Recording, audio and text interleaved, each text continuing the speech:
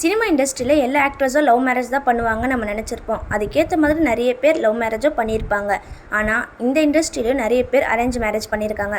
அப்படி arrange marriage பண்ணிக்கிட்ட actor யார் யாருன்றதை பார்க்கலாம். வீடியோவை ஸ்கிப் பண்ணாமல் பாருங்கள். வாங்க வீடியோக்குள்ளே போகலாம். நம்பர் 10 ஹரிஷ் கல்யாண். ஹரிஷ் கல்யாண் தமிழில் நிறைய படத்தில் நடிச்சிருப்பார். இவர் பண்ணது லவ் மேரேஜாக இருக்கும்னு நீங்கள் நினச்சிருப்பீங்க. ஆனால் ஹரிஷ் கல்யாண் லவ் மேரேஜ் பண்ணல. அவங்க அம்மா அப்பா பார்த்த பொண்ணு நர்மதா உதயகுமாரை அரேஞ்ச் மேரேஜ் பண்ணிக்கிட்டாரு. ஹரிஷ் கல்யாணுக்கும் நர்மதாவுக்கும் 2022 28 அக்டோபரில் கல்யாணம் ஆகியிருக்கு.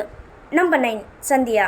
காதல் படத்தில் நடித்த சந்தியா வெங்கட் சந்திரசேகரனை அரேஞ்ச் மேரேஜ் பண்ணிக்கிட்டாங்க. இவர் ஐடி பிஸ்னஸ்மேன். சந்தியாவுக்கும் வெங்கட்க்கும் 6 டிசம்பர் 2015 கல்யாணம் ஆகியிருக்கு. நம்பர் 8 காஜல் அகர்வால். காஜல் அகர்வால் பிஸ்னஸ் மேனான கௌதம் கிச்லுவை கல்யாணம் பண்ணியிருக்காங்க. காஜல் அகர்வாலோட அம்மா அப்பா பார்த்த பையன் தான் கௌதம் கிச்லு. காஜல் அகர்வால் அவங்க அம்மா அப்பா பேச்சுக்கு ரொம்பவும் மரியாதை கொடுக்குறாங்களாம். அதனால் அவங்க அம்மா அப்பா பார்த்த பையனவே கல்யாணம் பண்ணியிருக்காங்க. இவங்க 2 பேருக்கும் 30 அக்டோபர் 2020 கல்யாணம் ஆகியிருக்கு. நம்பர் 7 மீனா. மீனா வித்யாசாகரை அரேஞ்ச் மேரேஜ் பண்ணியிருக்காங்க. Vidyasagar software engineer. இவங்க 2 பேருக்கும் 12 ஜூலை 2009 கல்யாணம் ஆகியிருக்கு. வித்யாசாகர் இப்போ உயிரோட இல்லை. 2022 இறந்துட்டார். அவருக்கு 48 வயசு இருக்கும்போதே அவர் இறந்துட்டார்.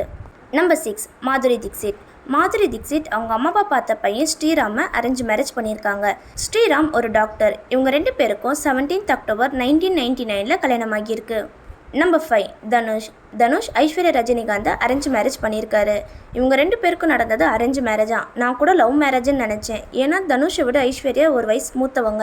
இவங்க 2 பேரும் லவ் பண்ணி தான் கல்யாணம் பண்ணியிருப்பாங்கன்னு நான் நினச்சேன். ஆனால் இப்போ தான் தெரியுது இவங்க 2 பேருக்கும் நடந்தது அரேஞ்ச் மேரேஜ்னு. தனுஷுக்கும் ஐஸ்வர்யா ரஜினிகாந்துக்கும் 18 நவம்பர் 2004 கல்யாணம் ஆகியிருக்கு. 2024 2 பேரும் டைவர்ஸ் கொடுத்து பிரிஞ்சிட்டாங்க. நம்பர் 4 விவேக் ஒபேராவ். இவர் விவேகம் படத்தில் தலை அஜித்துக்கு வில்லனாக நடிச்சிருப்பார். இவர் அவங்க அம்மா அப்பா பார்த்த பொண்ணு பிரியங்கா அல்வாவை அரேஞ்ச் மேரேஜ் பண்ணியிருக்காரு.